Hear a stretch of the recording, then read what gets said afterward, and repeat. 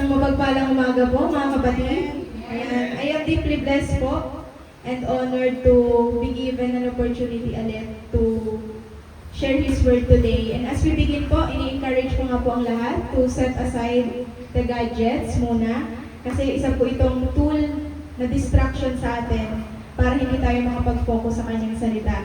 And humingi rin po ako ng kaunting pasensya because baka medyo mabahaba po tayo ngayon. Pero pagbigyan niyo na po ako, kasi minsan lang naman po ako magsalita sa harap. Ano po, at atin pong tandaan that Sunday is Lord's Day. Ano po, sa dami ng araw na ibinigay ng Diyos, sa pang-araw-araw, itinalaga ng Diyos yung Sunday. At actually, hindi pa nga natin nasa-sum up yung buong Sunday. Half day lang talaga. And nawa, pahalagahan po natin ito. And we never know na baka ngayon, sa mensahe po ngayong umaga, ay may gustong ipaalala sa inyo, ituro, at iparinig ang Diyos sa atin ngayon na kapag may distraction ay baka hindi po natin maunawaan ng lubos. Last week po sa ating devotion, we talked about something very close to reality. Recap na po ba tayo? About saan nga po yung devotion natin last week? Nung ako po yung speaker. 2 words po. Letter P. Ang clue. Active sa IG, nakamatch at tote bag. Performative. Tama! Very good! Performative. Yun. Pinag-usapan po natin ang performative Christianity. Ayan, ang galing ni brother. Nandun ba si brother Yeshel? Alam na alam, very good. Yun po pinag-usapan natin ng isang pananampalataya na minsan lang nakikita sa labas pero hindi nagiging tunay sa puso. And this kind of faith often looks strong in appearance pero mukha siyang fragile in private moments. And sometimes nagiging mas focus po tayo kung paano tayo makikita ng ibang tao rather than how we are before God. And that's why ang series na ito ay napaka-importante because God is not after our image, He is after our authenticity. And today gusto ko pong ipagpatuloy yung series na yon na sinimulan ko last week sa ating devotion. Pero mas lalalim po tayo sa isa pang napaka-sensitive pero very relevant at very uncomfortable topic. Yun ay political polarization or division. Pero gusto ko pong linawin na ang sermon ko po ngayong umaga ay hindi po siya truly politika. Hindi po ako namumulitika, okay? Alam ko po kasi na ang topic na ito ay madami makakapag-trigger ng maraming opinion, maraming matitrigger ng mga personal disagreement, pero I am not here po para magrepresenta ng isang partido or isang ideology. Ano po? I am here to bring back something higher than that. At hindi po ito about kung sino ang tama, kung sino ang mali, kung sino ang partido na karapat-dapat at kung sino ang dapat suportahan. Because honestly, hindi po ito ang puso ng mensahe ngayong umaga. Ang gusto ko lang po mangyari is that gagamitin ko ang politics as a mirror. Bakit ko nasabi? Kasi ang salamin, isa siyang uncomfortable thing na kung saan pinapakita nito ang isang bagay na hindi natin madalas nakikita. Ang salamin, hindi siya nagsisinungaling. Hindi niya pinapalambot ang katotohanan, pero siya ay nagre-reflect ng katotohanan. At sometimes, hindi lang nare-reveal sa salamin kung ano ang nangyayari sa ating society, kundi kung ano ang nangyayari sa atin. A mirror forces honesty, kahit na iwasan pa natin ito. And in the same way, ang politics na nangyayari ngayon sa time natin ay nagre-reflect sa issue natin spiritually. A mirror of what is happening in our society, but more importantly, kung anong nangyayari spiritually inside ng ating iglesia at sa loob ng ating mga puso. Kung makikita po natin na ang politics po, hindi lang po siya limited sa government, okay? Ang politics po ay nagiging reflection deeper than that. Kung saan na ipapakita dito ang spiritual division, pagkakaroon ng pride, pagkakaroon ng hatred, hypocrisy, at yung slow loss of Christ-centered unity.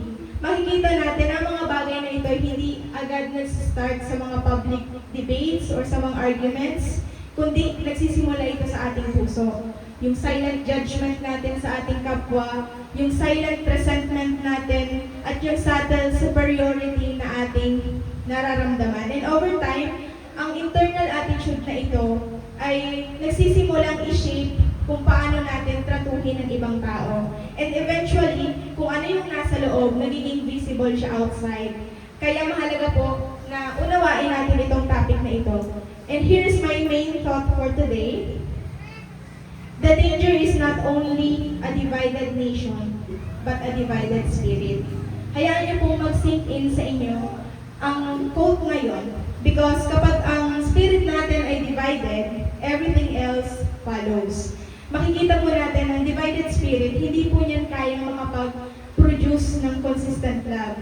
Nagsistruggle ito para mag-maintain ng kapayapaan because it is constantly pulled by conflict within. And even yung pag-worship natin ay apektado, lalong-lalo na kapag ang puso natin ay hindi aligned.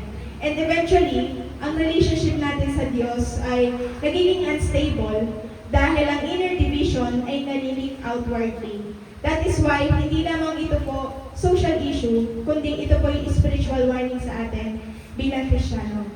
At sa panahon po ngayon, napubuhay tayo kung saan ang mga tao ay willing makasira ng relasyon dahil lamang sa isang opinyon. Willing tayo na i-hate ang isang tao dahil lamang sa political identity niya o kung sino sinusuportahan niya sa politika. Nandito tayo sa panahon na mas ina-idolize natin ang politicians other than sa pag-honor natin sa Panginoon.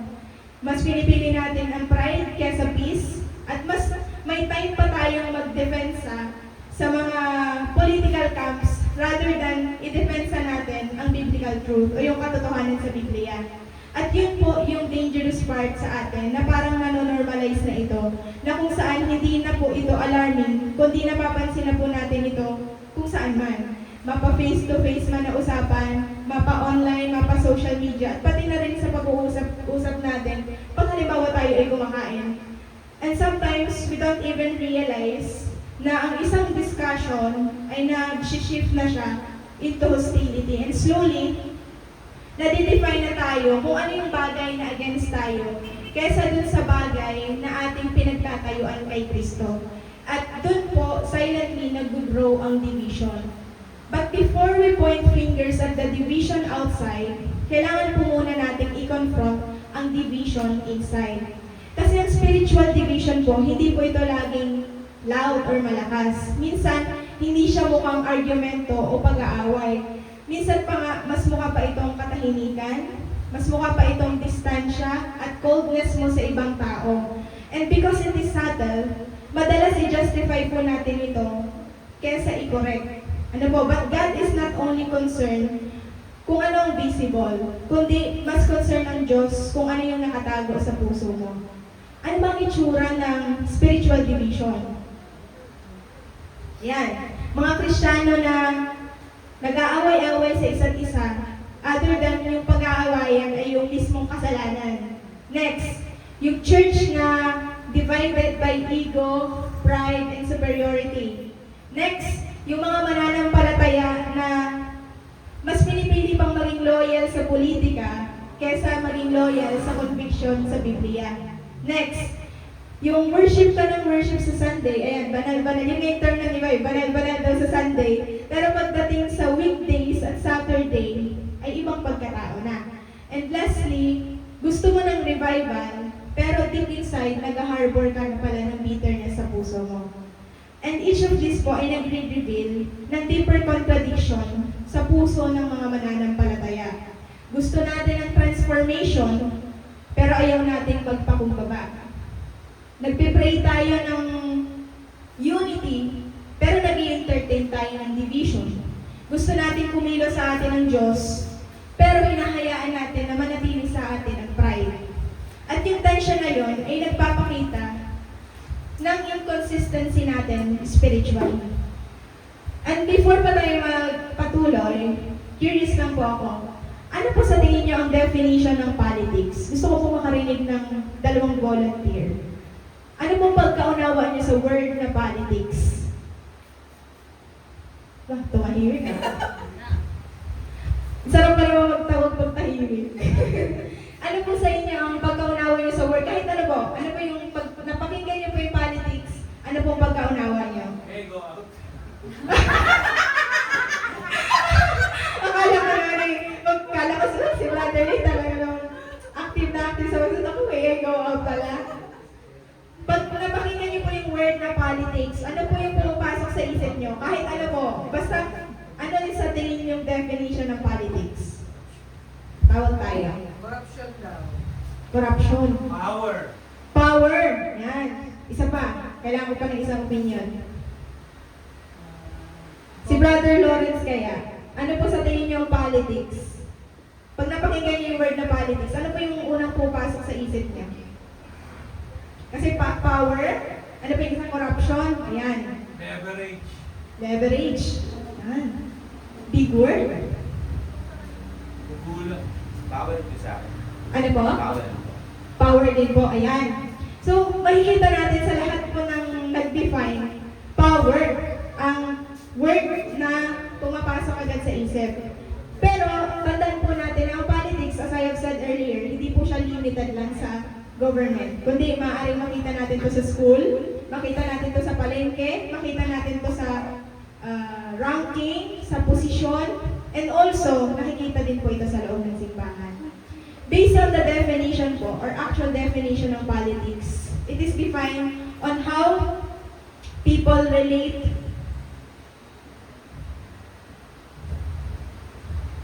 Ayan. May kita mo sa definition that it is about how people relate to power. Very good. Sino nagsagot ng power? Galing naman doon. Influence and belonging. Ito ay about kung sino ang napapakinggan, kung sino ang napaprioritize, at kung sino ang included at excluded.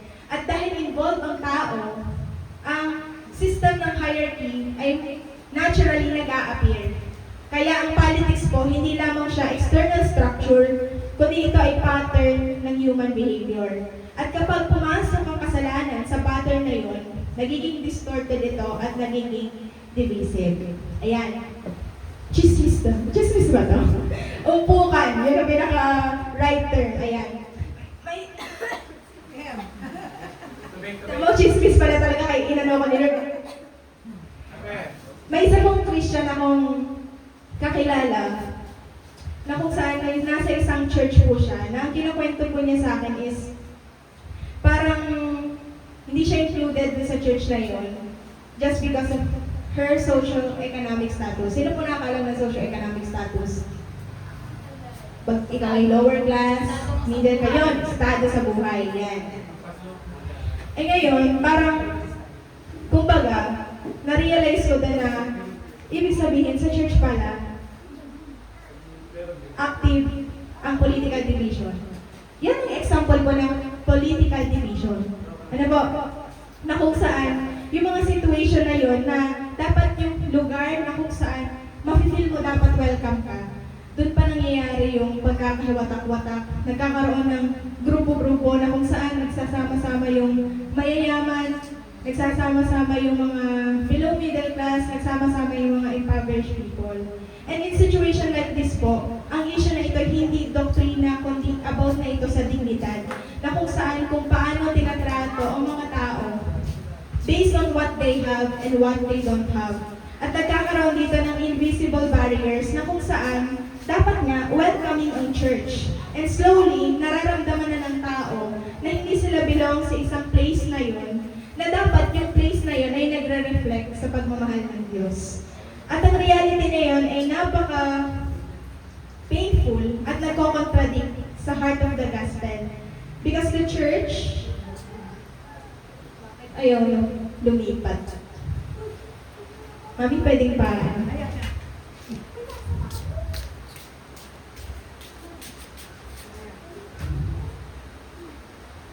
Yan. The church is supposed to be the place where earthly division lose their power. At kapag ang division ay nare-replicate sa loob ng church, ibig sabihin may problem spiritually. At nagiging reflection yun ng human systems other than ng reflection ni Kristo. At dapat i-challenge tayo dito na sa lahat na nasa paligid natin, everything is political. Hindi lang siya limited sa gobyerno, kundi lahat ng nakikita natin, including our church, is part of politics. At kapag ang lahat ay naging tungkol na sa power, preference, and positions, ang relationship natin sa ating kapwa ay nagiging transactional lang, other than relational. Yung pagmamahal natin sa ating kapwa, nagiging conditional na lang siya, instead na Christ-like. That is why napakahalagang maunawaan natin to, kasi nare-reveal dito yung totoong issue, na kapag minimit lang natin ang politics sa gobyerno, mamimiss natin yung isang bagay kung paano masishape ang human behavior natin.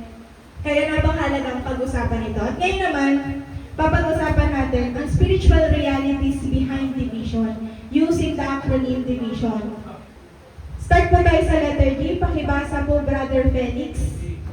Dehumanizing in other places Christ-like love. Ayan. When we lose sight of Christ, people stop becoming neighbors and start becoming labels. Ano po ba pag sinabing dehumanization? Sino nakakalam ng word na dehumanization? Brother Lay, baka may idea po kayo. No comment. Ayan, pag sinabing dehumanization po, tinitreat mo yung isang tao unfairly.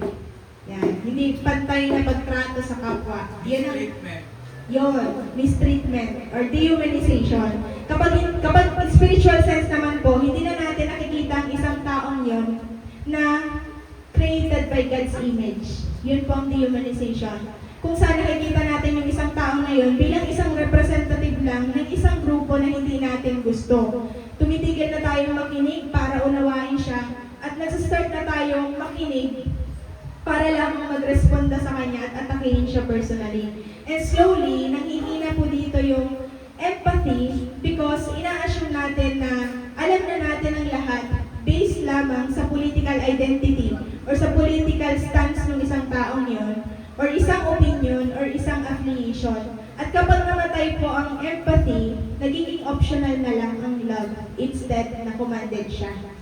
At sa panahon ngayon po, it is easy na i-reduce ang worth ng isang tao dahil lamang sa isang niyang belief or isang statement niyang nagawa. Isang post niya sa social media, isang opinion niya, isang pagkakamali niya, and suddenly, dismiss na ang buong pagkatao niya. At nalilimutan natin that every opinion is a person with a story. Every person with a wound, every person with past, upbringing, and struggle.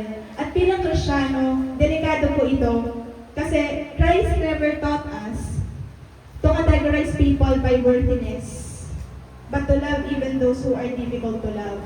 Sinasabi sa Matthew chapter 5 verse 44, "But I say to you, love your enemies, bless those who curse you, and pray for those who persecute you." Supported by Galatians chapter 5 verse 28, "There is neither Jew or Greek, slave nor free, male nor female, for you are all one in Christ Jesus." At nung sa panahon nandito po si Jesus, hindi siya na-dehumanize ng kahit sino. Kahit yung matitindi ang kasalanan, kahit yung mga rejected na ng society, ay pinasamahan niya. Ano po? And instant, na-restore niya yung dignity before niya i-address ang behavior ng taong yun. At ibig sabihin, ang transformation po ay nag-start sa pag-recognize ng humanity. At kapag nawala po yun, even yung katotohanan ay nagiging harmful because it is no longer delivered by love. And truth without love, ay pabalik pa naman.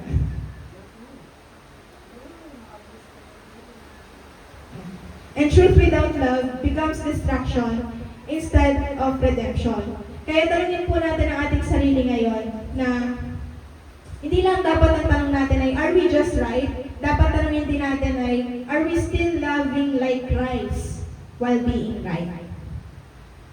Proceed po tayo sa letter I. Pakibasa po, Brother Justin. Identify in politics becomes stronger than identity in politics becomes stronger than identity in Christ. Ayan. Kapag yung identity natin sa mundo ay mas naging malakas kaysa sa identity natin sa Diyos, napapalitan ng conviction ng confusion. At ang pinakadelikadong shift na nangyayari ngayon is that nagkakaroon ng replacement sa ating identity na kung saan nagsistart na tayong i-define ang ating sarili based sa ating opinion, based sa ating stance, at base sa affiliation natin other than yung identity natin kay Kristo. At kapag na-misplace po yung ating identity, wrong foundation ang mapupuntahan ng ating loyalty. Na instead na sabihin mong ako ay anak ng Diyos, sasabihin mo muna na ako ay DDS, ako ay kakampi, ako ay ganito, ako ay ganyan. Secondly na lang pumasok yung anak ako ng Diyos. Pero dapat ang priority nating identity, we are the child of God. Ano po? At doon nagkakaroon ng problema dahil ang identity natin, doon na-determine yung ating behavior. Na kapag ang identity mo ay rooted lamang sa politics, ang reaction mo madalas, nagiging defensive ka, nagiging prideful ka, nagiging combative ka kapag na-challenge yung identity mo na yon. Pero kapag ang identity mo ay rooted sa Panginoon, then yung humility, yung peace, yung discernment, nagiging natural response mo na yan. At ang issue po dito, hindi ko sinasabi na maling magkaroon ng opinion. Lahat naman tayo may opinion pagdating sa politika. Pero sinasabi ko, mali na kapag ang opinion mo mas naging sacred na kesa sa sinasabi yan sa salita ng Diyos. And even sa loob ng church, may kita natin na mas feel united yung nag-share ng same beliefs. Kesa yung mga fellow believers na hindi agree sa stance na yun. And instead na magkaroon ng unity kay Kristo, nagkakaroon ng selective fellowship. At nagiging comfortable na tayo dun sa mga taong nag-a-agree lang sa atin kesa dun sa mga taong nagdi-disagree sa atin. Because Christ never called us to be known primarily by our political alignment. He called us to be known by our love. At kapag matindi or malakas ang identity natin kay Kristo, possible na may disagreement, pero hindi ka makakasira ng relasyon. Pero kapag mahina ang identity mo kay Kristo, kahit yung mga maliliit na disagreement, maaaring ma-feel mo na inaatake ka personally.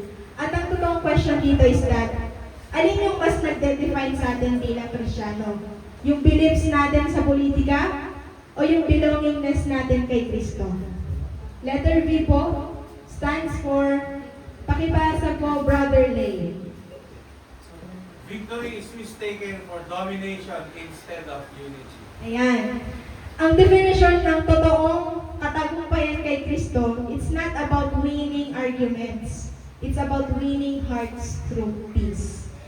Madalas tinuturo tayo ng makamundo na kapag sinabing matagumpay ka, lagi kang tama, lagi kang mas malakas, lagi kang dominant sa lahat ng pag-uusap. Pero ibang-iba ang definisyon ng katagumpayan sa Biblia, na kung saan it's not about overpowering others, but it's about overcoming evil with good. Sinabi sa Romans chapter 12 verse 21, do not be overcome by evil, but overcome evil with good. And supported by Matthew chapter 5 verse 9, blessed are the peacemakers, for they shall be called the children of God. At maraming mananampalataya ngayon nang unknowingly, hindi sila aware na yung definition nila ng katagumpayan ay yung makamundo na definition. And instead na magsik tayo ng pangunawa sa ating kapwa, ang sinisik natin ay pagkatalo ng kapwang yon. And instead na makinig tayo, ini-interrupt natin sila. And instead na mag-build tayo ng bridges, arguments ang ating pinibuild. At kapag ang mindset na ito ay pumasok sa relasyon, even yung friendship natin at mismong church ay nagiging battlegrounds instead na maging community that is full of grace. At minimeasure na natin ang katagumpayan kung sino yung nanalo sa conversation, instead kung sino yung nagmamahal ng tulad ni Kristo. Pero ibang uri ng katagumpayan ang ipinakita sa atin ni Jesus. John 3:16, supported by Romans chapter 5 verse 8, but God demonstrates His own love for us. In this, while we were still sinners, Christ died for us. He did not conquer through force, pero He conquered through sacrifice. Hindi niya pinatahimik ang oposisyon based sa pride, kundi nagresponde siya based sa katotohanan at kababaang loob. At pinakita niya doon na ang katagumpayan niya sa krus ay hindi ito domination, kundi ito yung redemption. Na kung saan, kapag totoong katagumpayan, it always brings people closer to God, not farther from Him. At dapat ang salita natin ay ay nakakapag-lose ng people. Then, na-misunderstood natin kung ano talaga ang totoong definition ng katagumpayan. Because sa economy ng Diyos, ang unity po ay hindi kahinaan, kundi ito ay maturity.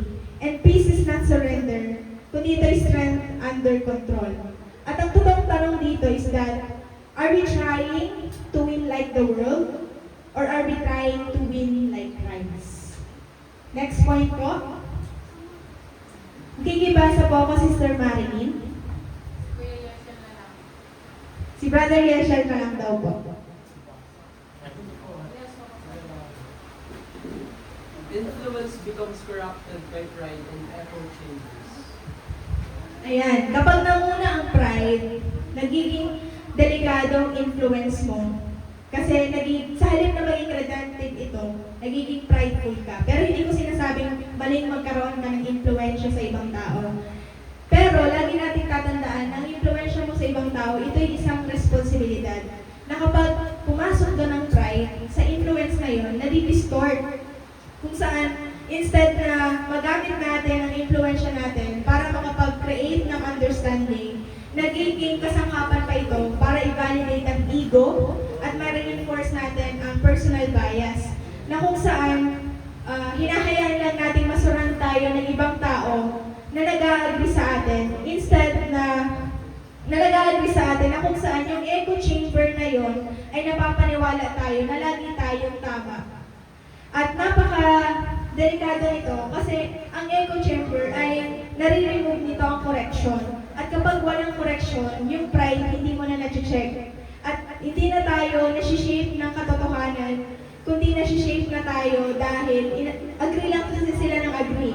Pero when everyone around us thinks the same way, ina-assume natin na ang disagreement ay automatically wrong. Instead na insightful ito. At sa Christian spaces, makikita natin na nangyayari din to sa mga leaders at sa mga mananampalataya na kung saan nag-engage lang sila sa mga tao nag-a-affirm ng kanilang belief. Na instead na ma-sharpen ka ng iba't ibang uri ng wisdom, natatrap ka sa cycle ng self-validation. And slowly, nare-replace ang humility with certainty na hindi grounded sa scripture, pero grounded sa popularity or agreement. Lagi niyo tatandaan po, bilang Kristiyano, ang influence niyo dapat ay laging nag-lead people to Christ. Not toward a personality, not toward an ideological loyalty. At kapag nag-take over ang pride, nagiging self-serving na lang ang influence mo instead na God-serving. At doon nag-multiply ang division. At ang tanong natin dito, ginagamit ba natin ang influence natin para ma-reflect si Kristo? Or ginagamit natin ang influence natin para ma-reinforce ang ating sarili? Sinasabi sa Proverbs chapter 13 verse 10, where there is strife, there is pride, but wisdom is found in those who take advice. Sinasabi sa Philippians chapter 2 verse 3, do nothing out of selfish ambition or vain conceit. Rather, in humility, value others above yourself. Next point po. Pakibasa po na ang lahat.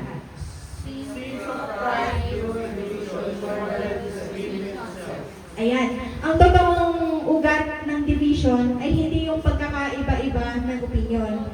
Ang totoong ugat nito ay unsubmitted pride. Marami sa atin ang tingin na ang nagsisimula ang division kapag may disagreement.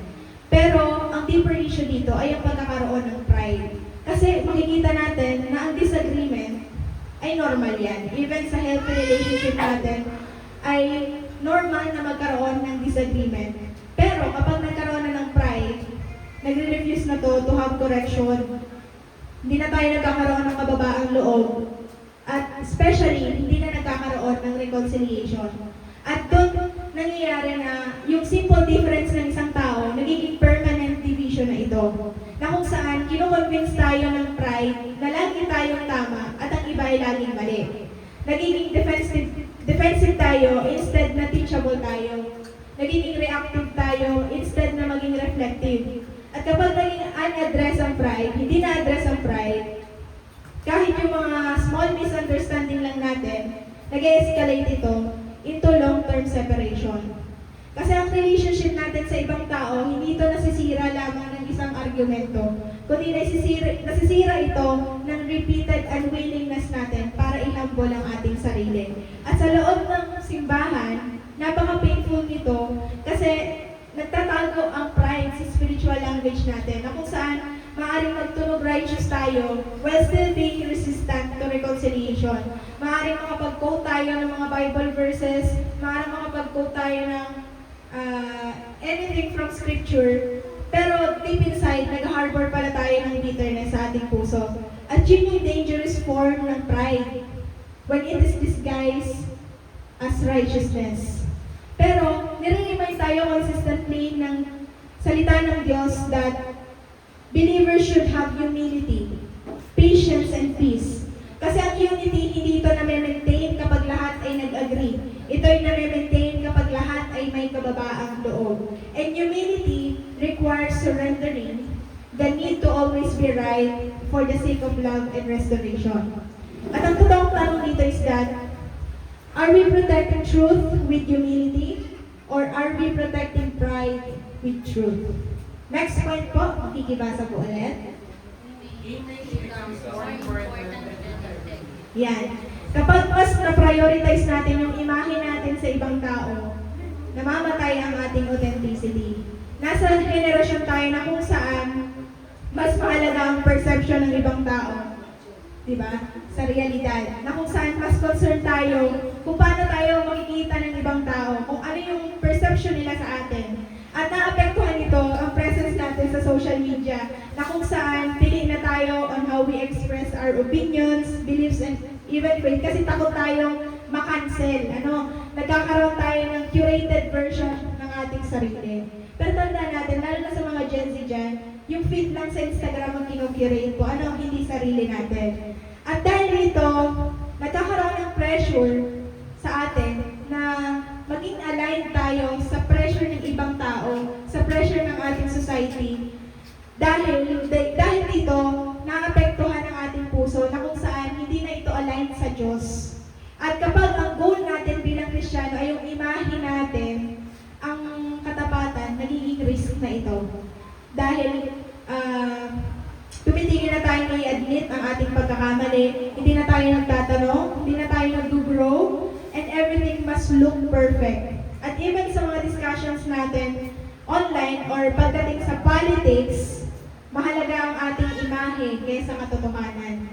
At madalas nag-hesitate ang ibang tao na maging humble kasi nami-misinterpret ang humility as a weakness o kahinaan.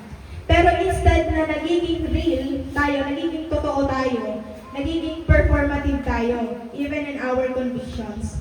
Pero as I have said sa last devotion natin, God is never impressed by our image. He is impressed by our integrity. Siya ay laging nasa katotohanan. And integrity means, ibig sabihin kung ano yung outward mo, yun din ang inward mo. Parehong nagre-reflect. Yun ang integrity. At kapag walang integrity, kahit yung magandang opinion mo, nagiging empty siya kasi the heart behind it is not surrendered to God. So, totoong tanong po dito is that, pinoprotektahan ba natin ang ating imahe o pinoprotektahan natin ang integrity natin sa Diyos? Next point po. Pakibasa po. Only Christ can restore unity that division destroyed. Ang tao, kaya naman niyang i-manage ang division, pero tanging si Kristo lamang ang makakapag-heal nito. And at the end of all of this, kailangan natin i-recognize na that unity is not something that can be fully manufactured through human effort alone. Kahit gumawa pang tao ng maraming batas, mga implementations, mga systems and boundaries, pero healing ng puso ng isang tao, nagre-require ito ng divine intervention. At hindi lamang ang division ay nagiging social, kundi nagiging spiritual ito.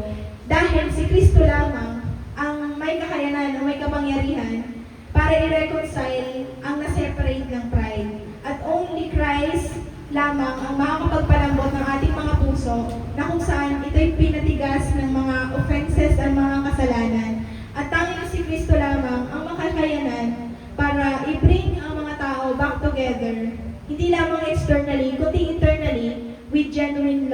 humility. At kapag naging sentro natin si Jesus, yung labels natin sa mundong ito, nawawala na ng kapangyarihan. Na kung saan nalulus nito ang dominance at nagiging highest priority natin ang love ng Panginoon. At dito makikita natin that Christ reigns and division loses its authority. At hindi ito about sa pag-ignore o pag-avoid ng mga hard conversations, kundi ito ay about sa pag-alaw natin kay Kristo para i-shape ang katotohanan na ating sinasabi at kung paano ma-reserve ang ating relationship sa ating kapwa. Because truth without Christ becomes harsh, but truth in Christ becomes healing. So ang totoong question dito is that, are we willing to let Christ not just be part of the conversation, but be the center of it? Letter N po. Makikibasa po ulit. Never Never forget forget that the the church church is one body, not competing house. Ayan. Even in a divided world daw, hindi dinisign ng Diyos ang iglesia para mag-function into separate factions or magkaroon ng opposing sides. Because we are intended to be unified body under Christ. At ang danger ng division is that hindi lamang ito nagke-create ng disagreement between people, kundi nakakalimutan natin kung ano tayo sa isa't isa. Hindi po tayo strangers sa Diyos. We are family. Agree po ba kayo doon? We are family. And a family cannot survive kapag ang mga miyembro ng pamilya ay nagsisimulang mag-away-away kesa pag-awayan ng isang bagay na nag-destroy sa kanila. And when the body turns against itself, hindi na ito nagpa-function kung paano in-intend ng Diyos na mag-function ng isang bagay na yon. Kaya nire-remind tayo ni Paul sa Romans chapter 12 verse 4 to 5, for just as each of us has one body with many members, and these members do not all have the same function, so in Christ, we though many form one body, and each member belongs to all the others. Magkakaiba lang tayo ng functions, magkakaiba lang tayo ng gifts, magkakaiba lang tayo ng perspective sa buhay, pero we are still one body under one Lord. Ano po? Ibig sabihin, walang superior, walang unnecessary na bagay.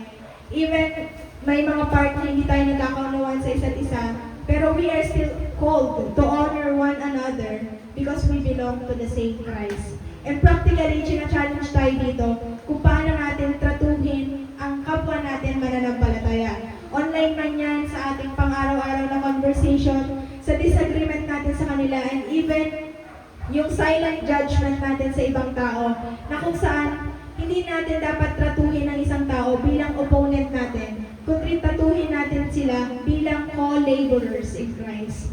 Na kung saan we are still learning how to walk and live unity with them.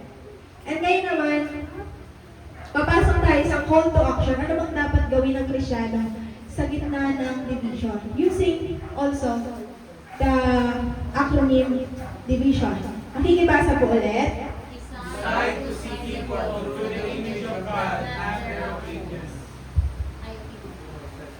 If we truly see God in people, we will stop reducing them to their differences and start honoring them as His creation. And bilang Kristiyano po, ang unang response natin ay dapat rooted sa identity natin. Ano bang identity natin? We are created under God's image. Na kahit gaano pa tayo nadi-disagree or kung paano yung difference natin sa isang tao, hindi natin pwedeng tanggalin ang katotohanan na sila ay nilikha ng Diyos sa kanyang wangis. Temporary po ang opinion, pero ang image of God, it is eternal.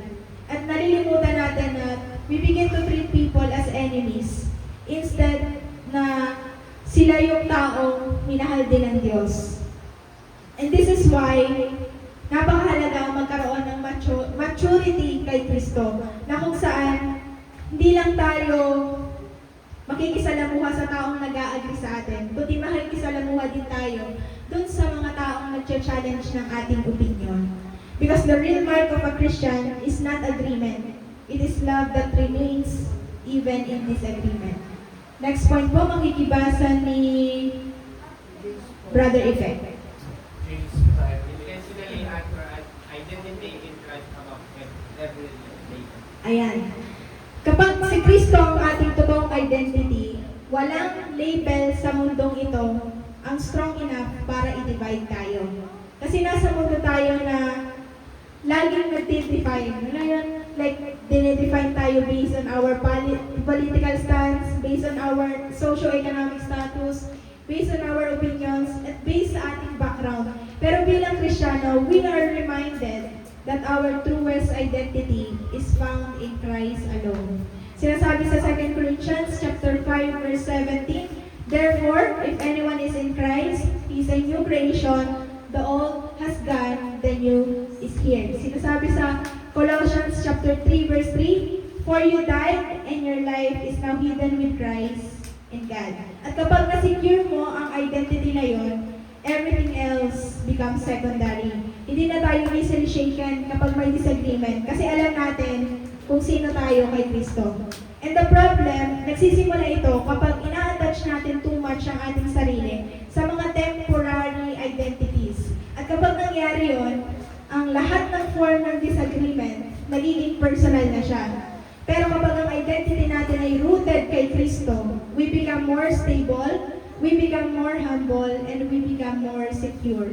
Hindi na tayo lumalaban para protektahan ang ating ego, pati lumalaban na tayo para mamuhay at mai-reflect si Kristo. This also means na kailangan natin regularly i-recenter ang ating sarili sa kanyang salita. Because the world will constantly try to redefine us. Pero ang sinasabi sa scripture, nire-remind tayo kung sino ba talaga tayo. We are children of God, we are followers of Christ, and we are ambassadors of reconciliation. At kapag ang identity natin ay anchored kay Kristo, ang unity ay posible kahit sa gitna ng adversity or diversity. Next point po. Makikibasa po lahat. Value unity more than anything. If being right destroys relationship, then na-misunderstood natin kung ano nga ba ang totoong meaning ng rightness sa kingdom niya. At bilang Kristiyano, kailangan nating matutunan na ang katotohanan, it's never meant to destroy us. It is meant to restore us. Pero kino-convince tayo ng pride na mas mahalagang manalo sa isang argumento kaysa ma-preserve mo yung unity mo sa ibang tao. Kaya minsan, kahit tama tayo, mali po yung paraan natin. And because truth is spoken without love becomes noise instead of ministry. Pero pag sinabing unity, it does not mean na lahat ng bagay mag-agree tayo sa isa't isa. Hindi po yun ang meaning ng unity. Ano? It means we choose to love even when we don't. It means we know kung kailan tayo magsasalita at kung kailan tayo makikinig. It means ipaprioritize natin ang restoration instead of validation. And sometimes, ang unity ay paglunok ng sarili nating pride for the sake of peace. Sinasabi sa Ephesians chapter 4 verse 2-3, be completely humble and gentle.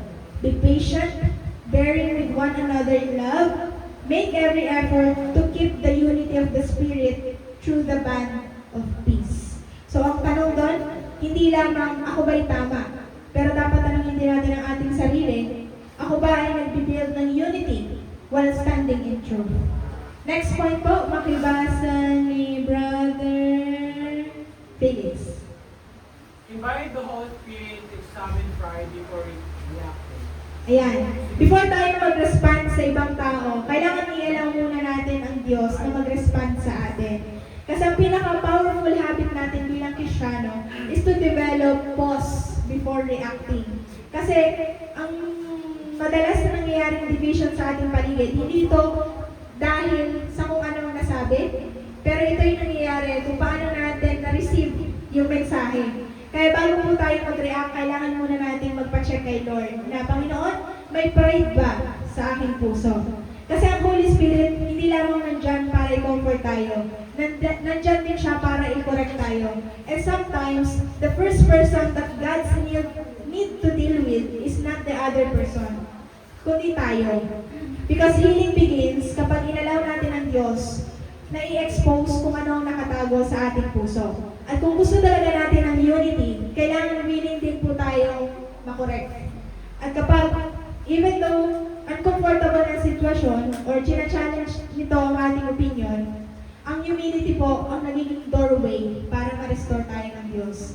At kung totoong spirit-led kang mananampalataya, hindi ka madaling depensahan ng pride, kundi madali kang isurrender mo ito sa Diyos. Makikibasa po ko, Brother Lawrence. Seek reconciliation. Validate. Validation. Ayan. Kay Kristo po, ang restoration ay mas mahalaga than being proven right. At tinuturuan tayo ng mundo to defend ourselves at all costs. Pero tinuturuan tayo ng scripture na unahing ipurso natin ang peace, even when it costs our pride. Ibig sabihin, hindi tayo tumataka sa conflict, kundi we seek healing from it. Hindi tayo basta nananahimik lang, kundi actively natin hinahanap yung restoration. Kasi ang reconciliation, nagre-require ito ng humility, ng courage, at ng love. Nagre-require ito ng mga conversations na uncomfortable pero necessary sa atin. Nagre-require ito mag-let go ng isang bagay or mag-let go ng isang bagay na akala mo panalo ka na. Pero yun pala para ma-restore ang isang relationship. And sometimes, it requires being the first to reach out even though hindi ka naman talaga yung fully at fault sa isang sitwasyon. And this is the heart of the gospel. Nag-reconcile sa atin ang Diyos through Jesus Christ. Sinasabi sa 2 Corinthians chapter 5 verse 18, all this is from God who reconciled us to Himself through Christ and gave us the ministry of reconciliation. Next point po. Pakibasa po lahat. Initiate peace even without others choose division. Ang kapayapaan pala, hindi siya passive, kundi deliberate action siya of obedience sa Diyos. At bilang Kristiyano, hindi natin kailangan hintayin ng ibang tao para maging peaceful sila, bago tayo maging peaceful within ourselves. We are called to be peacemakers, regardless kung ano man ang environment natin. And even yung ibang tao ay harsh sa atin, kailangan piliin natin ang gentleness to that person. At kahit divisive ng ibang tao, mas pipiliin natin ang unity. At kahit reactive ang ibang tao, mas pipiliin natin ang wisdom. At sabi ko kanina, ang pag-initiate ng peace, hindi po ito kahinaan, kundi ito ay strength under control. Ito ay pagpili para ma-reflect mo si Kristo sa mga pagkakataon na it is easier to reflect the flesh. And sometimes, it is simple na mas piliin mo na lang manahimik para hindi mag-escalate, or mas pipiliin mo na lang maging mabuti kaysa maging sarcastic. And let's be honest, hindi ito madali. Because our natural response lagi is to defend, to argue, and to match the energy of that person. Pero ang Spirit of God, nagpuproduce ng ibang response sa atin.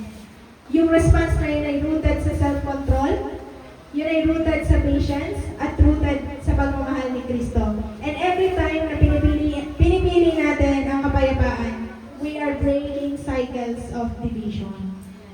Next point po, pakibasa po ulit. Obey Christ about culture. Yan. At the end of everything, ang highest loyalty natin ay hindi sa isang stance, hindi sa isang partido, hindi sa isang grupo, kundi ang highest loyalty natin ay Christ alone, kay Kristo lamang. Kasi ang mundong ito, punong-puno ng boses na kung saan dinidiktahan tayo kung sino ang dapat sundin, sino ang dapat paniwalaan, sino ang dapat i-defend. Pero above all those voices, there is one voice that must remain supreme. Kundi yung voice ni Jesus Christ. At ang pagsunod sa Kanya, dapat laging mas mataas siya sa loyalty natin sa kung anumang grupo, sa kung anumang ideology, at sa kung anumang culture. Because kapag si Kristo talaga ay totoong Diyos mo, hindi lamang niya na-influence ang ating paniniwala, kundi tinatransform din niya yung paniniwala ngayon bilang maging response.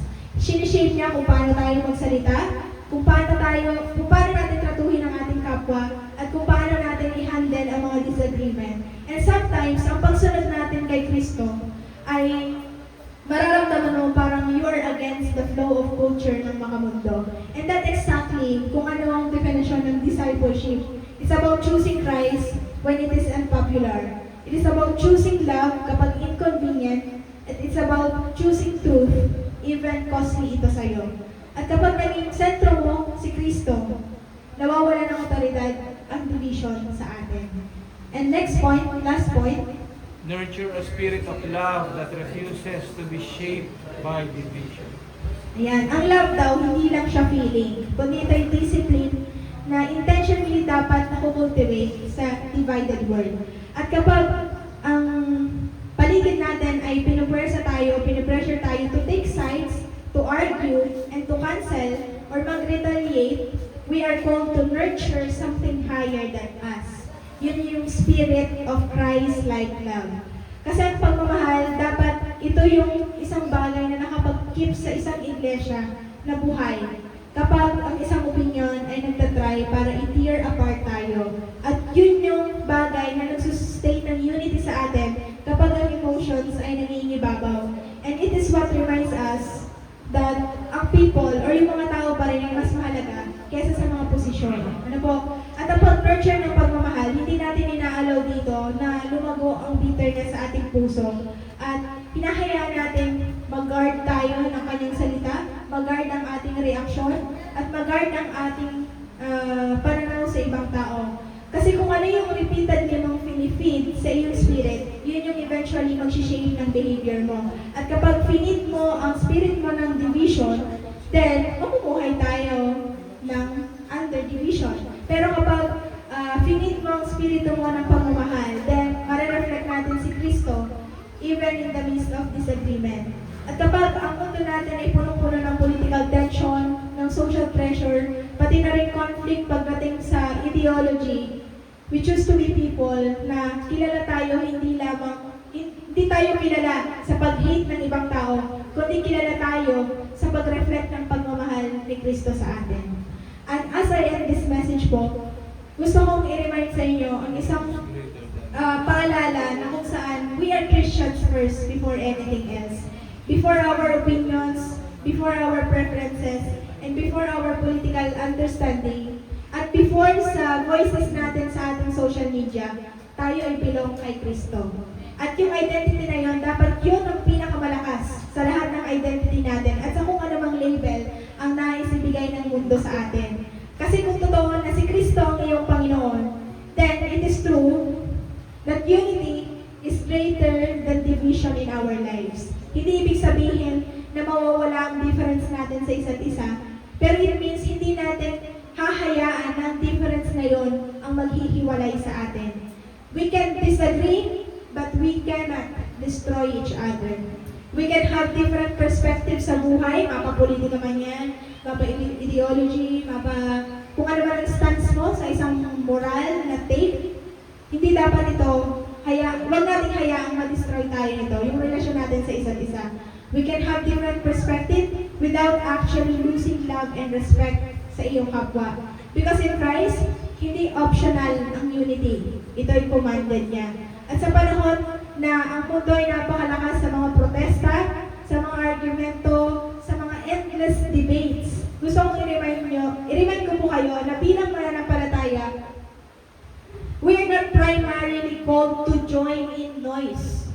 We are called to join in prayer. Hindi po tayo unang tinawag para sumigaw sa kalsada ng opinion natin, kundi tinawag tayo para lumuhod sa presensya ng Diyos at humingi ng awa para sa ating bansa.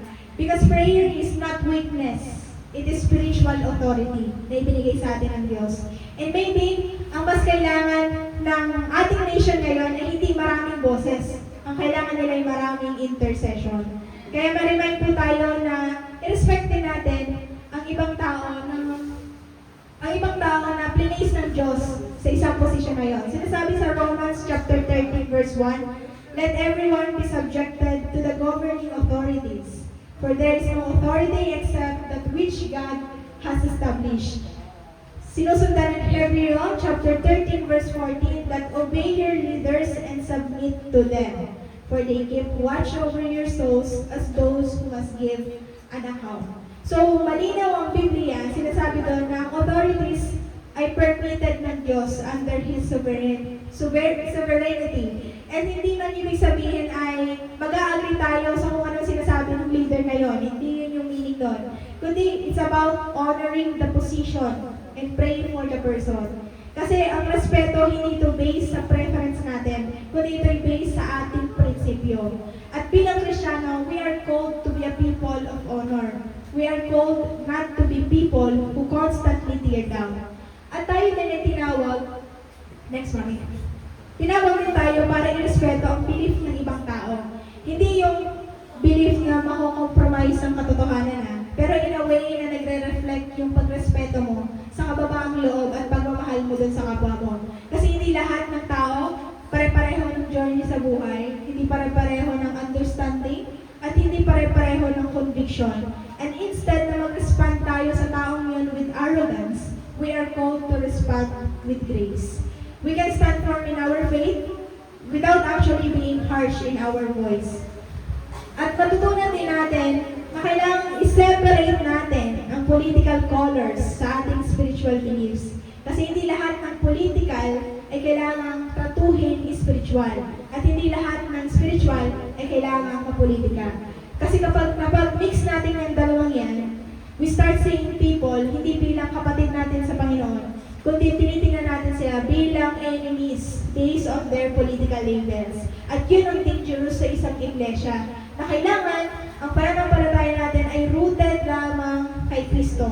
Hindi sa kung anumang kampo, hindi sa kung anumang colors, at hindi sa kung anumang personalities. And at the end of it all, lagi po nating tandaan, hindi po tayo masisave ng kung sino mang politicians, kung sino mang leaders na ating dinedepensa. Walang leader, walang system, walang gobyerno, at walang personality ang may kapangyarihan para i-redeem ang brokenness ng mundong ito at lalong-lalo na yung brokenness ng ating bansa. Maaaring makapagdalaman sila ng pagbabago, maaaring makapagdalaman sila ng reform sa isang bansa, maaaring makapag-influence sila ng direksyon, pero only God can truly save. Only God can transform hearts. And only God can heal a divided spirit. At tanging Diyos lamang ang makapagdala ng totoong kapayapaan na hindi kayang i-produce ng anumang politika. And only God can ultimately solve the problems of our country. Hindi kamay ng tao, pero intervention ng Diyos. Kasi ang maling quote ko po dyan, the church was never called to mirror the chaos of the world. We were called to carry the Spirit of Christ in the middle of it. Tayo ba ay ahente ng kapayapaan o ahente ng pagkakadivide-divide? Nakikita ba natin si Kristo sa ating pananalita? Naging personality na ba natin ang ating identity sa politika?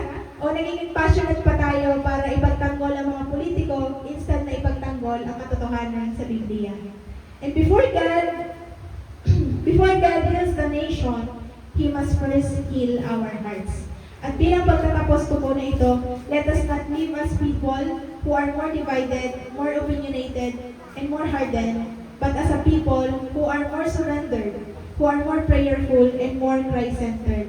Because in the end, ang kasagutan ay hindi sa pagkakaroon ng stronger political identity.